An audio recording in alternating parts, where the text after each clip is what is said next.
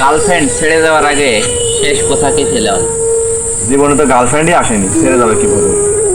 কি বলে না, এই যুগেও এখনো গার্লফ্রেন্ড না থাকে এমন হয়? আপনার একটা আন্টি বলছিলাম আপনি যেটা বলতেছেন সেটাকে ভেবে চিন্তে করে বলছেন? সত্যি অবশ্যই মিথ্যা না তো? না। আপনার কি গার্লফ্রেন্ড ছিল? ছিল একটা 12 ভাতারি সাদিয়া আপনার কি প্রকট পাওয়া করছে? না তবে আমার রক্ত যে ফেলেছি মতো? অবশ্যই। তো ছেড়ে যাওয়ার আগে শেষ ক্যাপশন কি ছিল? শেষ কাপড় এটাই ছিল, আর কিছুদিন থাকলে তোর হাড় বুদ্ধি সব খাইয়ে দিতাম।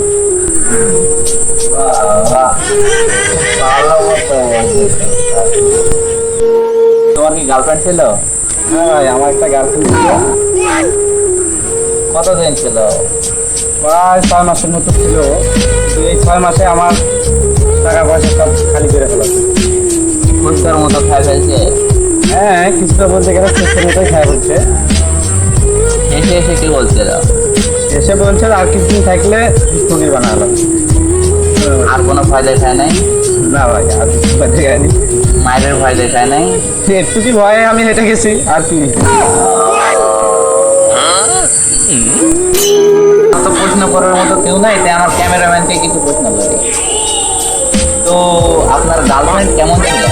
আমার গার্লফ্রেন্ড ছিল দেখতে রূপবতী, গুণবতী। সে ছিল হলো 12 মাসের। আর যেমন ছিল রূপ তেমন ছিল গুণ। তাকে ধরে তাকেই ফকির বানায় আছে। নাম তার ছিল জানা। কিন্তু সহজ ছিল না।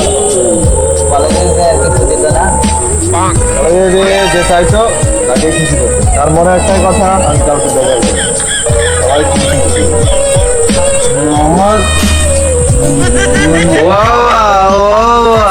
মহৎ গুণের মহৎ গুণের মানুষ ছিল আমার ক্যামেরাম্যানের গার্লফ্রেন্ড। কাউকে বেজার করতো না, তবে প্রতিটা গার্লফ্রেন্ডের এমনই হওয়া উচিত যে কাউকে বেজার না করা যায়।